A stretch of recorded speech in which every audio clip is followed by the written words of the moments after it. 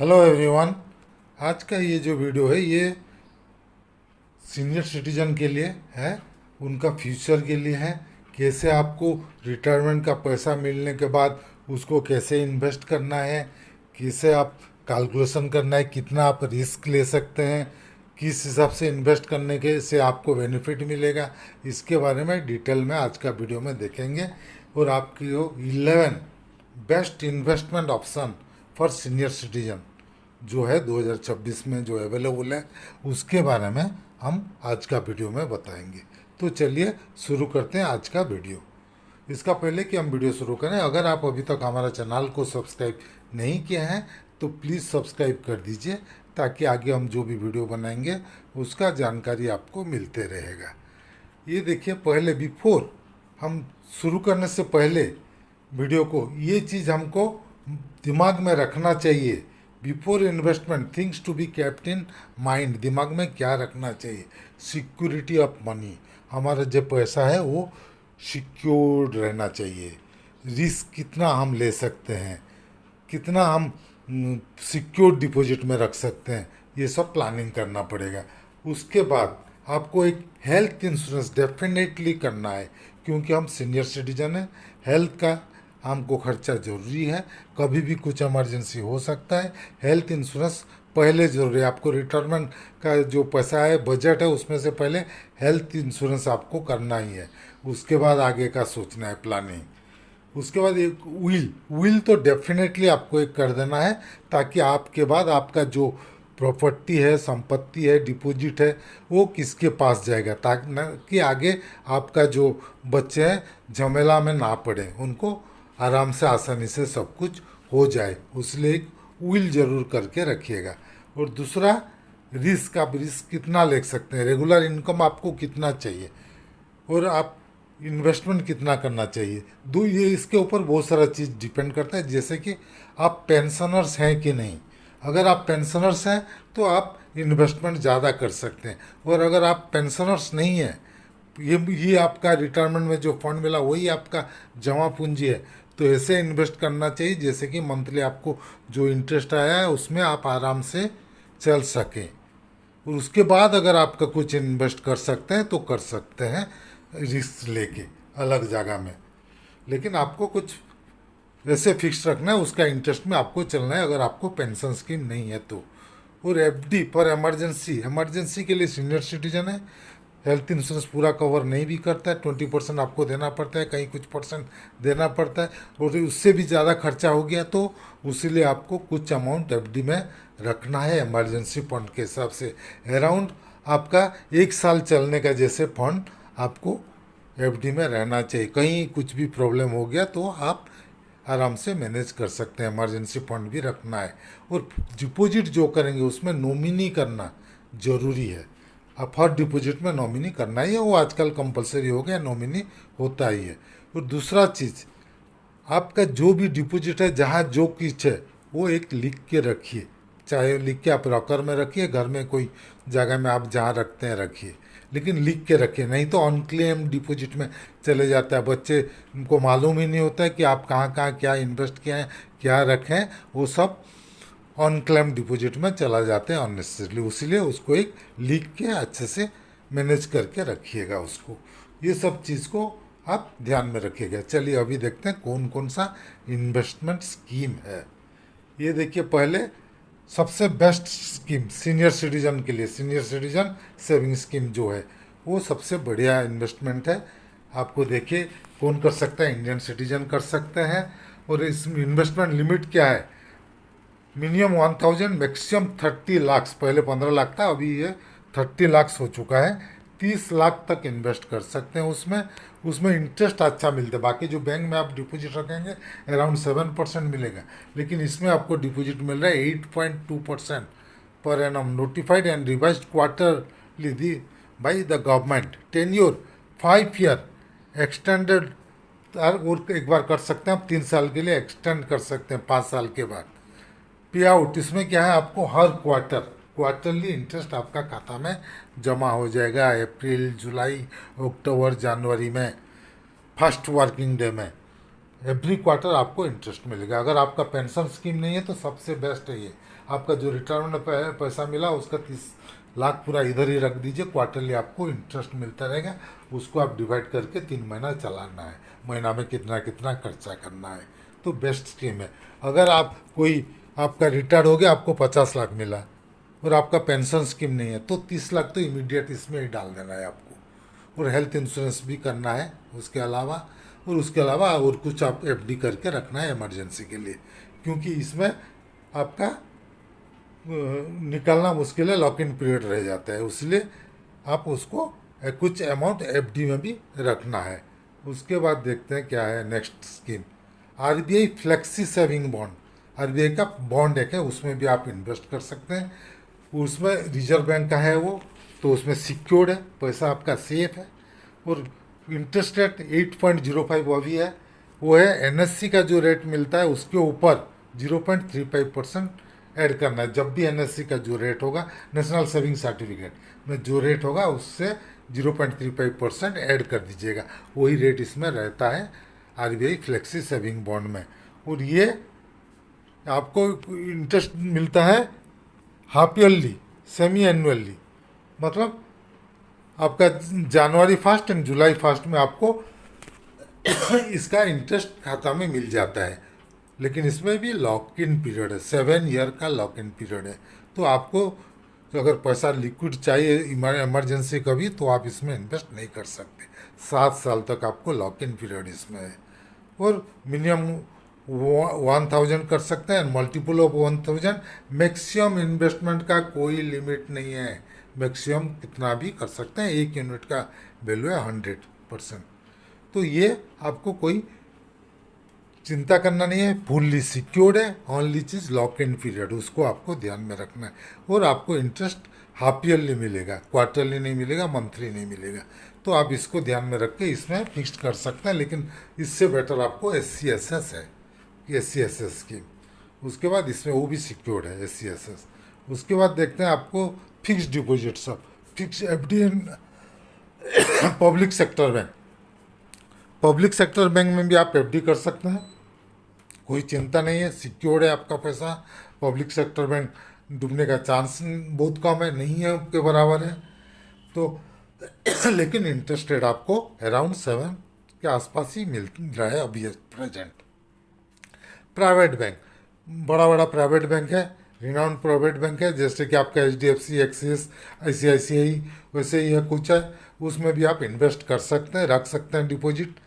उसके बाद small finance bank, उसमें भी रख सकते हैं। उसमें आपको थोड़ा इंटरेस्ट ज़्यादा मिलता है स्मॉल फाइनेंस बैंक में। और पोस्ट ऑफिस में इंटरेस्ट थोड़ा 0.5% जैसे एक्स्ट्रा मिल जाता है इंटरेस्ट रेट बाकी जगह से। तो उसमें भी आप इन्वेस्ट कर सकते हैं। और सभी जगह में इसमें, और एफडी इन कोऑपरेटिव बैंक, उसमें भी आप इन्वेस्ट कर सकते हैं। ये सभी में आपको 5 लाख तक DICGC का कवर है। 5 लाख इंक्लूडिंग इंटरेस्ट, आपका मेच्योरिटी वैल्यू जो भी होगा उस टाइम में प्रेजेंट, 5 लाख तक आपको इसमें DICGC का इंश्योरेंस कवर है। लेकिन फिर भी मैं सजेस्ट नहीं करूँगा आपको कोऑपरेटिव बैंक में इन्वेस्ट करने के लिए, क्योंकि हम फ्रिक्वेंटली देखते हैं बहुत सारा कोऑपरेटिव बैंक बंद होते जाता है, लाइसेंस कैंसिल कर देता है आरबीआई, क्योंकि वो लोग गवर्नमेंट का रूल रेगुलेशन ठीक से स्ट्रिक्टली फॉलो नहीं कर रहे हैं, जिस वजह से उनका रखना पैसा उधर रिस्की है। बाकी जगह में आप आराम से रख सकते हैं पैसा। नेक्स्ट, ये तो 6 तो हो गया आपको। 7 number NSC, national saving certificate, ये पोस्ट ऑफिस में आपको मिलता है, गवर्नमेंट ऑफ इंडिया का है। स्कीम पूरा सिक्योर्ड है, गवर्नमेंट का है। और इसका लॉक इन पीरियड 5 ईयर्स है, 5 साल, लेकिन लॉक इन पीरियड है।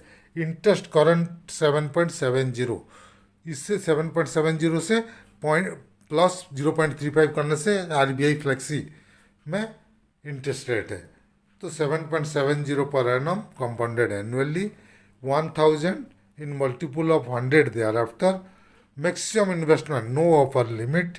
टैक्स बेनिफिट मिलता है। आजकल टैक्स बेनिफिट को ध्यान देना ही नहीं चाहिए, सब ऑलमोस्ट न्यू स्कीम में शिफ्ट कर गए हैं जहाँ की कोई डिडक्शन मिलता ही नहीं है। ओल्ड स्कीम में रहता नहीं, धीरे धीरे ओल्ड स्कीम ख़त्म ही हो जाएगा।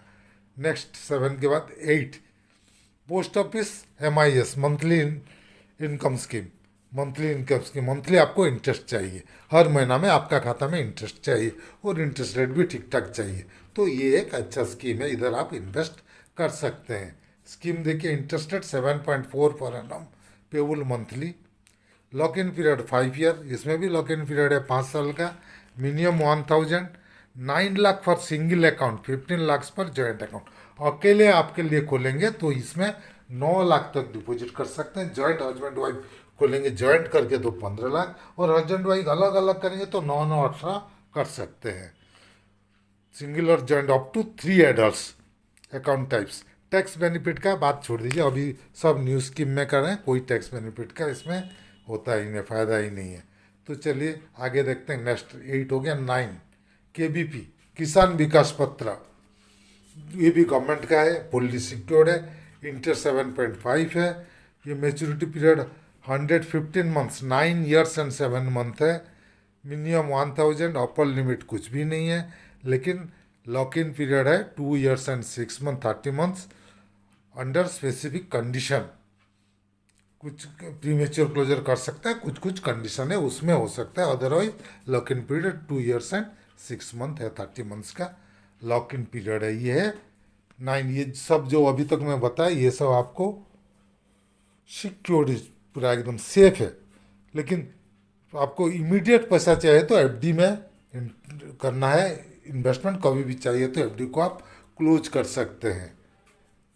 और आपको पेंशन नहीं है तो ऐसे इन्वेस्टमेंट करना है कि हर महीना आपको कुछ पैसा आना है, चलने के लिए महीना हो या क्वार्टरली हो, पैसा आपको आना है।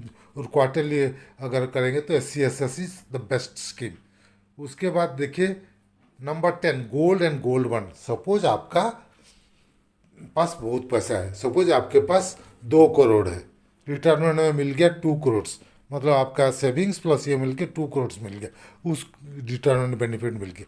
उसको आप क्या कर सकते हैं, क्योंकि आप सेफ हैं, आपको कोई चिंता नहीं, पेंशन है आपका, तो आपको और चिंता करने का कोई ज़रूरत नहीं। पेंशन मिल रहा है, पेंशन नहीं मिल रहा है तो भी आप SC/SS में 30 लाख पहले डाल दीजिएगा, कुछ एफडी में डाल दीजिएगा आप पैसा, तो 1 करोड़ ऐसे सेफ में रखिएगा।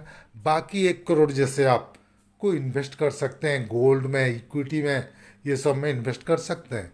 तो गोल्ड में जो है देखिए, गोल्ड में और गोल्ड बॉन्ड, फिजिकल गोल्ड, एक तो पहला होता है फिजिकल गोल्ड, गोल्ड पूरा परचेज कर से दुकान के से ला के रख दिए, चाहे वो ऑर्नामेंट्स फॉर्म में हो या कॉइन फॉर्म में हो, किसी भी फॉर्म में ला के आप गोल्ड, फिजिकल गोल्ड अपने पास रख लीजिए। वो भी गोल्ड का रेट बढ़ते रहता है, मार्केट में आप देख रहे हैं गोल्ड का रेट बीच में बहुत ज़्यादा बढ़ा था, अभी थोड़ा सा स्टेबल हुआ है, लेकिन फिर भी एक बार बढ़ना अभी चालू हो गया है, फिर एक बार बढ़ने चालू हो गया है गोल्ड का रेट। तो ये है गोल्ड में इन्वेस्ट करने से, लेकिन लॉस नहीं होता है गोल्ड में लॉन्ग रन में। दूसरा है गोल्ड बॉन्ड। गोल्ड बॉन्ड में इन्वेस्ट करने से क्या है, डिटेल में मैं बता रहा हूँ इधर। ये भी इशू करता है कोर्स आरबीआई की तरफ से होता है, तो गवर्नमेंट का है, सेफ है पूरा। इसमें इसमें आपको फिजिकल गोल्ड नहीं मिलेगा, आपको सर्टिफिकेट मिलेगा, जैसे आपका शेयर में मिलता है डीमेट फॉर्म में, इसी हिसाब से इसका भी मिलेगा डीमेट फॉर्म में। Denomination multiple of 1 gram, minimum 1 ग्राम लेना है, उससे कम नहीं होता है। और इसका टेन्योर है 8 ईयर्स, और आप छोड़ सकते हैं 5 साल के बाद, 5th ईयर होने के बाद 5th 6th एंड 7th में आप एग्जिट कर सकते हैं। इंटरेस्ट रेट इसमें, क्योंकि ये गोल्ड का रेट के हिसाब से आपको दिया, इंटरेस्ट रेट कम है 2.5%, वो भी हाफ ईयरली एक बार आपको पेमेंट होता है, साल में 2 बार पेमेंट हुआ, 2.50% इंटरेस्ट आपका जो अमाउंट आप इन्वेस्ट किए हैं उसी के ऊपर। उसके बाद मैक्सिमम 4 kg गोल्ड इंडिविजुअल कर सकता है। HUF है तो हिंदू अनडिवाइडेड फैमिली से है तो 20 kg पर ट्रस्ट पर physical year. Individual and HUF 4 kg, sorry, individual and HUF 4 kg, trust है तो 20 kg तक कर सकते हैं। Form of holding, demat physical certificate holding in books of RBI, जैसे आप इक्विटी शेयर मार्केट का रखते हैं उसी हिसाब से ये भी डीमेट फॉर्म में रहेगा, आपको सर्टिफिकेट मिलेगा। Redemption, redeemed in case based on the prevailing market price of gold upon maturity. 8 साल के बाद मैच्योरिटी जब हुआ उस टाइम में जो रेट गोल्ड का है उसी हिसाब से मिलेगा। सपोज अभी आप 10 ग्राम के लिए इन्वेस्ट कर दिए हैं, गोल्ड का रेट अभी 10 ग्राम का सपोज है 1.5 लाख, 1.5 लाख है, वो आप अभी 1.5 लाख दे के 1,50,000 दे के 10 ग्राम गोल्ड का वैल्यू का डीमेट करके सर्टिफिकेट ले लिए। 8 साल बाद सपोज गोल्ड का वैल्यू 5 लाख हो गया 10 ग्राम को, तो आपको 5 लाख मिलेगा उस टाइम में। ये 2.5 इंटरेस्ट तो मिलेगा, साथ साथ आपको उस टाइम प्रेजेंट मार्केट वैल्यू में जो गोल्ड का रेट होगा उस टाइम में, अगर 5 लाख गोल्ड का वैल्यू है 10 ग्राम का, तो 5 लाख आपको मिलेगा। 1.5 लाख अभी इन्वेस्ट किया, 8 साल बाद आपको 5 लाख मिलेगा। 5 लाख ये एग्जाम्पल बोल रहे हैं, जितना होगा मार्केट वैल्यू उस टाइम में वही मिलेगा। ये है गोल्ड से। उसमें capital gain tax is completely exempt if held until maturity तक अगर रखते हैं तो, और 5, 6, 7 साल में अगर बीच में क्लोज करते हैं तो फिर कैपिटल गेन देना पड़ जाएगा। तो इसलिए मेच्योरिटी तक रखना है। कोलेट्रल, इसके ऊपर आप लोन भी ले सकते हैं। Can be used as collateral to secure loan from banks. Collateral security के हिसाब से इसको रख सकते हैं, एडिशनल सिक्योरिटी के हिसाब से इसको भी उधर गिरवी रख सकते हैं। नेक्स्ट नेक्स्ट आ गया हमका म्यूचुअल फंड। म्यूचुअल फंड जैसे कि आप जानते हैं, इक्विटी म्यूचुअल फंड है, इक्विटी में कर सकते हैं, डेब्ट में कर सकते हैं। और इक्विटी में हाँ आप अपने आप कर सकते हैं, म्यूचुअल फंड के थ्रू नहीं जाके खुद इन्वेस्ट कर सकते हैं इंडिविजुअली। अगर आपको नॉलेज है, एक्सपर्टाइज है, तो आप खुद कीजिए, वेल एंड गुड। नहीं है तो आप म्यूचुअल फंड में दे दीजिए, वो लोग आपके ब्याह में इन्वेस्ट करेंगे आपका पैसा। कंपनी सब है म्यूचुअल फंड का, और बॉन्ड भी है म्यूचुअल फंड का। तो ये क्या क्या है डिटेल में मैं एक एक करके बता रहा हूँ। लेकिन इसमें आप करना है तो इसमें थोड़ा रिस्क रहता है इक्विटी में। इक्विटी मार्केट वैल्यू, जब भी कोई कंपनी का प्राइस अभी 100 रुपया है, हो सकता है कंपनी डूब गया कंपनी का घाटा चल गया तो 10 रुपया भी हो सकता है, और हो सकता है बहुत ज़्यादा प्रॉफिट हुआ, 100 रुपया का वैल्यू 200 2,000 भी हो सकता है।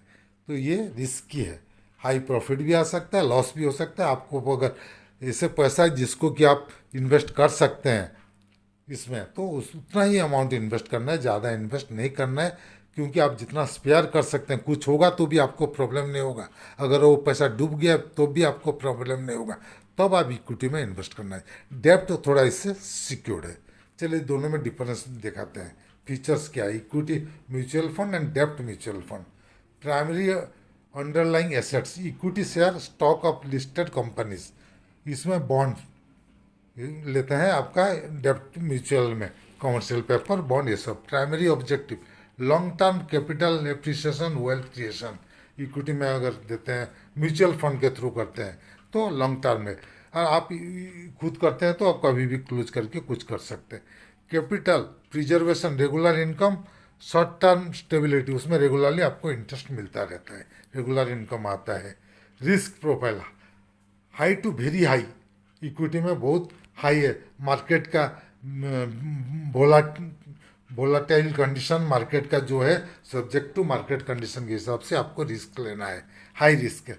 लो टू मॉडरेट रिस्क है डेप्ट में, मतलब डेप्ट एक टाइप का कंपनी में आप फिक्स डिपॉजिट रखें, उसी के ऊपर इंटरेस्ट दे रहा है, उसी टाइप का है। क्योंकि मार्केट का रेट कम ज़्यादा से इतना फर्क नहीं, आपका जो रेट में रखा है उसी रेट में आपको इंटरेस्ट मिलता रहता है। कंपनी अगर डूब गया तब जाके आपको रिस्क होता है। Next expected return, variable market link return, historically 12 to 15% long term में 12 से 15% का आपको गेन हो सकता है। और उसके relatively predictable stable return typically 6 to 8%, उसमें रिटर्न कम है। इक्विटी में ज़्यादा है, डेब्ट म्यूचुअल फंड में रिटर्न कम है, क्योंकि उसमें रिस्क भी थोड़ा कम है। Ideal investment origin long term 5 year से ज़्यादा इक्विटी में इन्वेस्ट करेंगे म्यूचुअल फंड में, तब आपको रिटर्न ज़्यादा आ सकता है। और जो बॉन्ड डेब्ट में है short to medium term 1 day to 3 years तक भी कर सकते हैं। और volatility highly volatile in the short run, low volatile steady movement इसका है डेब्ट का। तो ये अलग अलग इन्वेस्टमेंट में आपको कौन सा सूट करेगा, आप उसी हिसाब से देख के इन्वेस्ट करना है ये। लेकिन इधर अगर इन्वेस्ट करना चाहते हैं आप इक्विटी में, डेब्ट में, तो आपको सरप्लस फंड होना चाहिए। जैसे कि आपका हेल्थ इंश्योरेंस हो गया, मंथली चलने का हो गया, पेंशन आता है, ये सब फुलफिल करने के बाद बच्चों का सब जिम्मेदारी आप निभा चुके हैं, उसके बाद जो पैसा बचा आप इधर इन्वेस्ट कर सकते हैं। तो ये था आज का वीडियो। डिटेल में हम बताने का आप लोगों को कोशिश की है। अगर हमारा वीडियो आपको पसंद आया, कुछ काम आया, तो मेरे को बहुत खुशी होगा। अगर पसंद आया होगा तो प्लीज़ इसको लाइक कीजिएगा, शेयर कीजिए। आपका कुछ सुझाव है इसमें और कुछ चेंज करने से अच्छा रहता है तो आप कमेंट सेक्शन में ज़रूर दे सकते हैं। और अगर अभी तक हमारे चैनल को सब्सक्राइब नहीं किए हैं तो प्लीज़ सब्सक्राइब कर दीजिए और बेल आइकन को दबाना मत भूलिएगा, ताकि आगे हम जो भी वीडियो बनाएंगे उसका जानकारी आपको मिलते रहेगा। Team Amiya Kumar Mishra, thank you.